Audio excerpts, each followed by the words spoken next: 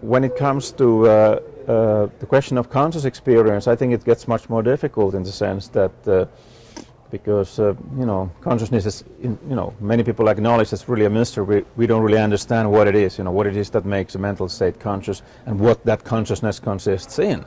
Is it a thing, or is it some sort of a relation, or a process, or a property? I mean, there, you know, we have this huge debate.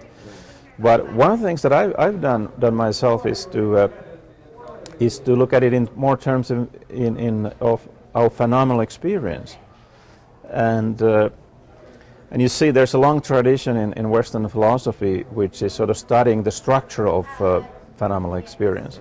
The German philosopher Immanuel Kant is very important here. He said things like human experience necessarily has certain features. It's organized in space and time, but also it's ordered in terms of certain categories like causality. And so conscious experiences have structure, you know, spatio-temporal structure, but also a causal structure, and this is sometimes called by phenomenal structure of experience. And so one of the things I've done is to look at the phenomenal structure of conscious experience in terms of a notion that David Bohm developed, which is called the implicate order. So you know, haven't got very far with it, but I still think that's another area where these quantum ideas could be relevant. And important is here that they would be, you know, one is trying to directly apply them to conscious experience. One is not just speculating about some hidden neural processes at some kind of subquantum levels, but actually we're doing the more, if you like, the first-person approach. We start from phenomenal experience.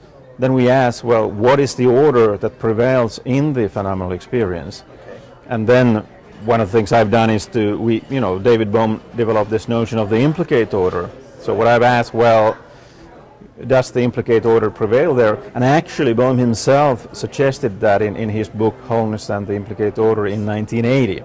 So in the last chapter he actually himself suggests that let's say when we are listening to music, the implicate order is the order that prevails there. So what I've actually done is to try to take a little bit further the Bohmian ideas and connect them with contemporary discussions in time consciousness, like something like this philosopher Barry Dainton, who has done it, and other people like that.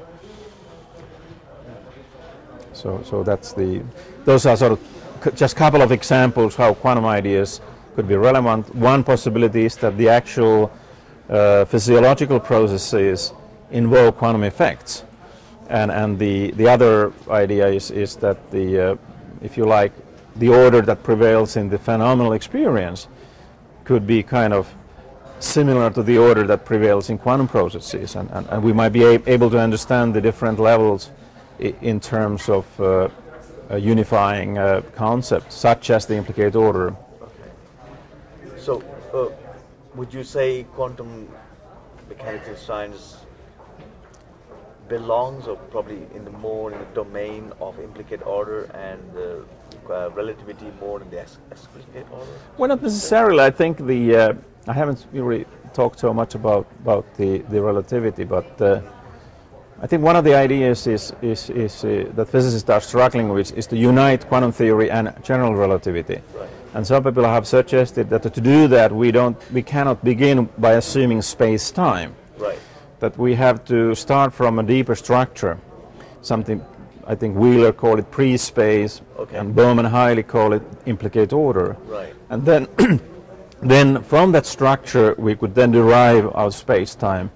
And while doing it, do it in such a way that we can accommodate both quantum principles and the general relativity. Right. And so that's of course an extremely difficult area of physics, but I've suggested that, I think in one of the talks I gave here in 2006 in Tucson, that I was playing with the idea that perhaps our conscious experience, we have space-time in conscious experience. So I was asking, well, we could use the same mathematics to describe conscious experience as they are doing with the pre-space. Okay. That's a certain kind of algebra. But again, that idea needs to be developed further. But I mean, this is sort of the one, so that's where the relativity comes in the sense that to really accommodate both relativity and quantum theory, we probably have to rethink what, you know, the status of space-time altogether. Would you say that this whole concept of consciousness, which is so difficult to understand for the Western world, would you say that kind of belongs more to the implicate domain? Well, yes. I mean, that would be one of the natural ideas, and now the other thing that I've been recently thinking about is the, if you like, a more simple model of quantum theory, which Bohm developed in 1952, and which actually de Broglie, the French physicist, had already proposed in a sort of preliminary form in the 1920s. Yeah, the pilot wave theory. Okay. And now one of the reasons I think this theory is very important in also when we try to think of quantum theory and the mind is because it's such a clear and concrete theory. And you see, in that theory, you say that an electron is a particle that's always accompanied by a field, and this field gives rise to a new type of potential, which is the quantum potential. And so that is acts in addition to classical potentials on the particle, and that helps us to understand the difference between classical mechanics and quantum mechanics. Can I stop you there, because I always get a little confused between, I know they combine de Broglie and Bohm theory kind of together or associated together, but is there any difference between the pilot wave of de Broglie and this quantum potential which Bohm is talking about? Are they the same thing, or are they kind of... Well, they're actually, I think if you wants to study de Broglie, there's recently a very good book by edited by Valentini and Bacchia-Galuppi, I think he's called.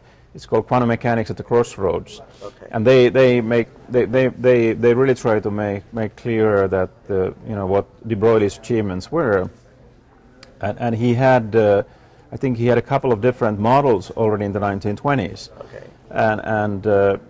And one of them is fairly, it's similar to a version today known as Bohmian mechanics, which is kind of, doesn't give a strong role to quantum potential. But I believe de Broglie already had also the equation for the quantum potential in somewhere in his, but I haven't looked into so much detail into that. But anyway, what Bohm did in the 1952, he also showed clearly how you can apply this model with measurements. And this is why a lot of people also feel that the Bohm contribution was very important, because he could also answer some of the objections to the model. But I think you see what the important thing there is that we